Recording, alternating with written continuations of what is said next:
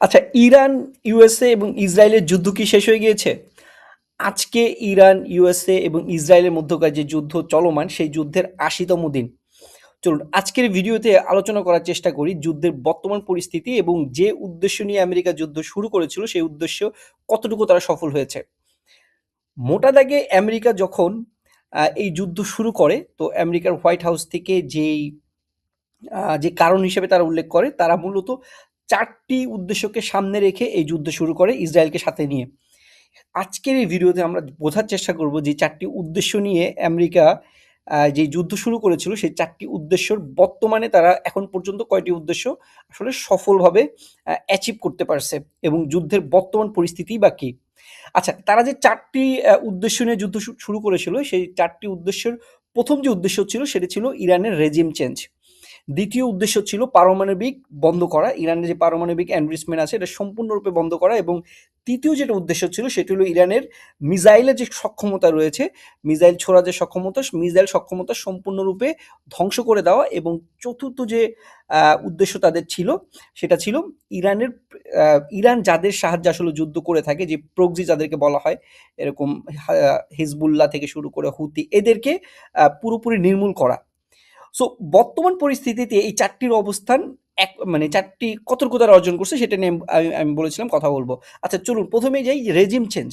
ইরানের ইরানের রেজিমকে আসলেই আমেরিকা চেঞ্জ করতে পেরেছে?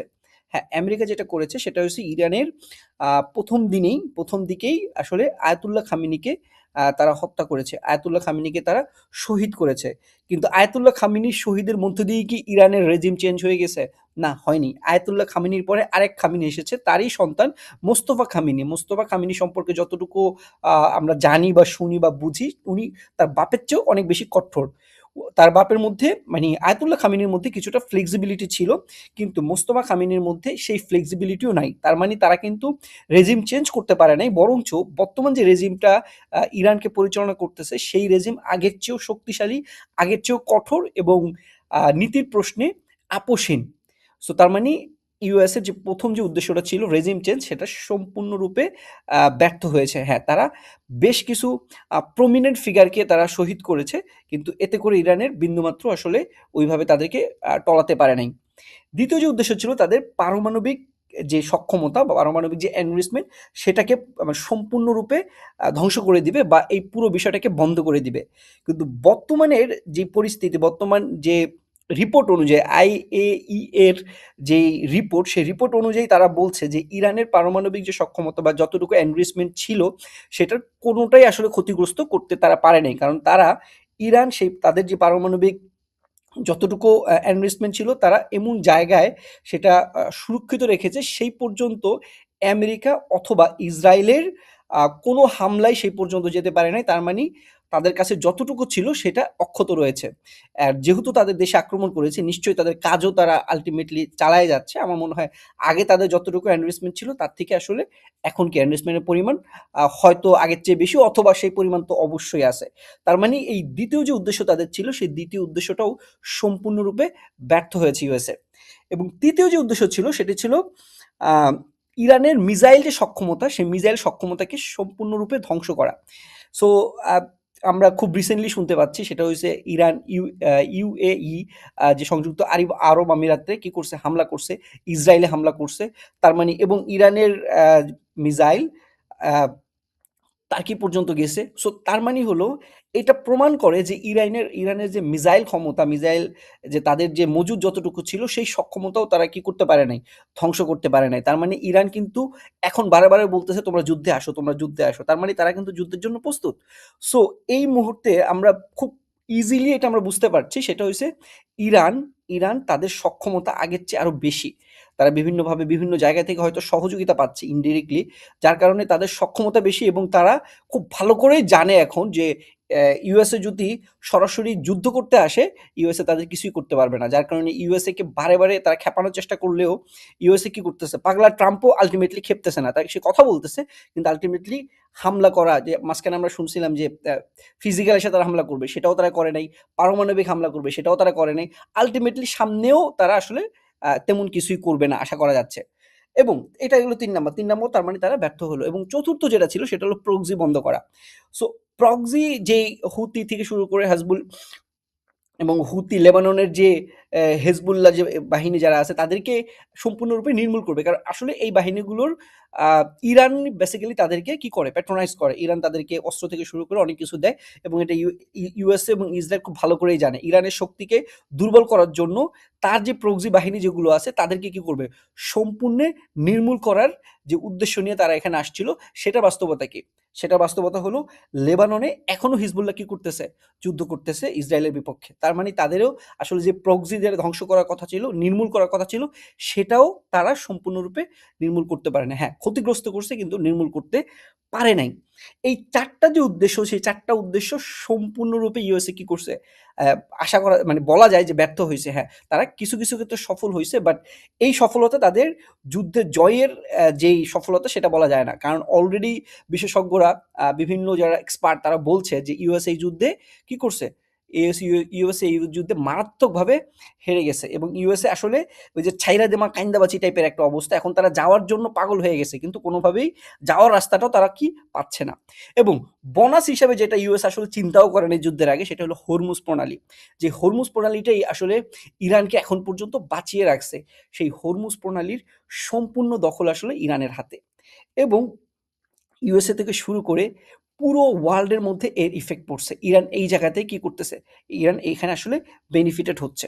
ইরান এখন পর্যন্ত হরমুজ প্রণালীর সম্পূর্ণ নিয়ন্ত্রণ তাদের হাতে রেখেছে এবং এই হরমুজ প্রণালী তাদের হাতে থাকার কারণেই বেসিক্যালি ইউএসএ এই পরিমাণ আসলে পাগলাটে খ্যাপাটে হয়ে গেছে যে যেকোনোভাবে হোক এই যুদ্ধ বন্ধ করতে হবে। সো আল্টিমেটলি হরমুজ প্রণালীর কারণে যেটা হইছে সেটা হইছে ওয়ার্ল্ডের যে আপনার এনার্জি ক্রাইসিস এখন মানে বিগত অনেক সময়ের মধ্যে সবচেয়ে বেশি এনার্জি ক্রাইসিসের মধ্যে ওয়ার্ল্ড যাচ্ছে। বিশেষ করে দাম বাড়ার যে একটা ইফেক্ট সেটা পুরো ওয়ার্ল্ডের মধ্যে পড়ছে। আমি মালয়েশিয়াতে আছি, মালয়েশিয়াতে ফুয়েল আগে আমরা যেটা কিনতাম তার অলমোস্ট ডাবল হয়ে গেছে। বাংলাদেশেও সেইম পরিস্থিতি। খোদ ইউএসএতে আ প্যা আ জ্বালানি যেটা ফুয়েল যেটা সেটা 4.5 এর উপরে যেটা তাদের ইতিহাসের রেকর্ড। এই পরিমাণ আল্টিমেটলি ইফেক্ট খুদ ইউএসএ তে পড়ছে। পুরো ওয়ার্ল্ডে এই ইফেক্টটা পড়ছে। সো এই যে মানে বোনাস হিসাবে ইউএসএ এই যুদ্ধের কারণে এই হরমুজের যেই ক্রাইসিস সেই ক্রাইসিসটার মধ্যে তারা পড়ে গেছে। যেহেতু তাদের কারণে হইছে পুরো ওয়ার্ল্ড যে লিডার আছে তারা কি করতেছে? তাদেরকে চাপ দিচ্ছে। সো আল্টিমেটলি আমরা বলতেই পারি যে ইউএসএ এই যুদ্ধে এখন পর্যন্ত সম্পূর্ণরূপে ব্যর্থ তাদের উদ্দেশ্য বাস্তবায়ন করার জন্য এবং তারা আল্টিমেটলি আমরা ধরেই নেই এই এত কিছু অ্যানালাইসিস পরে ইউএসএ এই যুদ্ধে কি করছে? হারছে এবং ফরমালি তাদের হারটা খুব শীঘ্রই হবে। হ্যাঁ, এর মাঝখানে কি হয়েছে? এখন মানে আমি জাস্ট এই বর্তমান পরিস্থিতি বলতেছি। এখন বর্তমান পরিস্থিতি হলো আগামীকালকে ১৯ তারিখে ইউএসএ খুব গুরুত্বপূর্ণ একটা মিটিং তারা ডাকছে ট্রাম্প প্রশাসন। সেই মিটিংয়ে তারা সিদ্ধান্ত নিবে যে এই ইউএনের সাথে এই ইরানের সাথে তারা কি করবে। ট্রাম্প অলরেডি তার ট্রুথ সোশ্যালে একটা আ স্ট্যাটাস দিছে যে স্ট্যাটাসের একটা শব্দ ক্লক ইজ টিকিং মানে এতে বোঝানোর চেষ্টা করতেছে যে ঘড়ি সময় চলে যাচ্ছে। তোমরা যত দ্রুত সম্ভব আমাদেরটা মেনে নাও আদারওয়াইজ তোমাদের উপর হামলা করব। এটা তো অনেকদিন থেকেই তারা বলতেছে। সো আল্টিমেটলি যে ব্যাপারটা সেটা হলো এখন পর্যন্ত ট্রাম্প ট্রাম্প প্রশাসন বা ইসরায়েল সম্পূর্ণরূপে ব্যর্থ। আগামীকালকে যে মিটিং তাদের মধ্যে হবে সেই মিটিংয়ে আসলে ফায়সালা হবে ভবিষ্যতে তারা কোন দিকে যাচ্ছে। যেহেতু আগামীকালকে মিটিংটা অনেক গুরুত্বপূর্ণ। হ্যাঁ, এর মাঝখানে কি কিছু হয় নাই? হ্যাঁ, এর মাঝখানে আমরা দেখছি যে তারা একটা সমঝোতার চেষ্টা করছে। সেই সমঝোতা সম্পূর্ণরূপে ফেইল করছে। পরবর্তীতে আ পাকিস্তানের থ্রুতে ইরান আরেকটা সমঝোতা তাদেরকে পাঠাইছে। সেই সমঝোতার মধ্যে আমার মোটা দাগে যেটা ছিল সেটা হলো তাদের আ তাদের কি বলে ইরানের যে পরিমাণ ক্ষতি হয়েছে সে ক্ষতিপূরণ দেওয়া, ইরানের জব্দকৃত সম্পদকে ছেড়ে দিতে হবে এবং আল্টিমেটলি ইরানের জব্দকৃত সম্পদ ক্ষতিপূরণ এবং এই যুদ্ধ রিলেটেড বেশ কিছু জিনিস এবং ওইখানে মজার ব্যাপার ছিল যে ওইখানে তারা তাদের পারমাণবিক নিয়ে কোনো কথাই বলে নাই। হোয়াট এভার ইট ইজ তারা যেই প্যাকেজটা ইউএসএ সামনে দিছে সেই ইউএসএ সেটা কি বলছে ট্রাম্প সেটা বলছে ইটস আনএক্সেপ্টেবল। সো আল্টিমেটলি তারাও ওইটা গ্রহণ করে নাই। সো বর্তমান পরিস্থিতি অনুযায়ী যুদ্ধ এখনো শেষ হয় নাই, যুদ্ধ চলছে। ইরান হরমুজ প্রণালী সম্পূর্ণ তাদের দখলে রাখছে। ইউএসএ চেষ্টা করতেছে হরমুজ প্রণালী যেকোনোভাবে হোক খোলার এবং তারা হুমকি-ধামকি দেওয়ার চেষ্টা করতেছে এবং আগামীকালকে ১৯ তারিখে যে মিটিং হবে সেই মিটিংয়ে আসলে আমরা পরবর্তীতে কী হবে সেটা বুঝতে পারবো। তো এখন পর্যন্ত যদি আমরা বলতে যাই, সো এই যুদ্ধে ইরান ইরান ভালো পজিশনে আছে এবং ইরানকে হারানো একেবারেই অসম্ভব।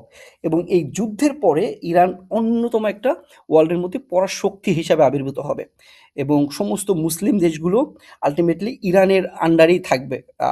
অ্যাট লিস্ট ইরান এই সবগুলোর সুপ্রিমেসি ইরান ভোগ করবে। সুপ্রিম পাওয়ার হিসাবে ইরান যখন আবির্ভাব হবে, তখন অন্যান্য মুসলিম দেশগুলোর প্রতিও যখন এই ধরনের সাম্রাজ্যবাদ যে রাষ্ট্রগুলো আছে তারা যদি আক্রমণ করে, তারা হয়তোবা একবার থেকে দুইবার চিন্তা করবে। সো এই যুদ্ধ ফলাফল যেটাই হোক না কেন ফাইনালি, সো এক ফলাফল যেটাই হোক না কেন সেটা হয়তো খুব বেশি ধ্বংসাত্মক আর কিছু হবে না।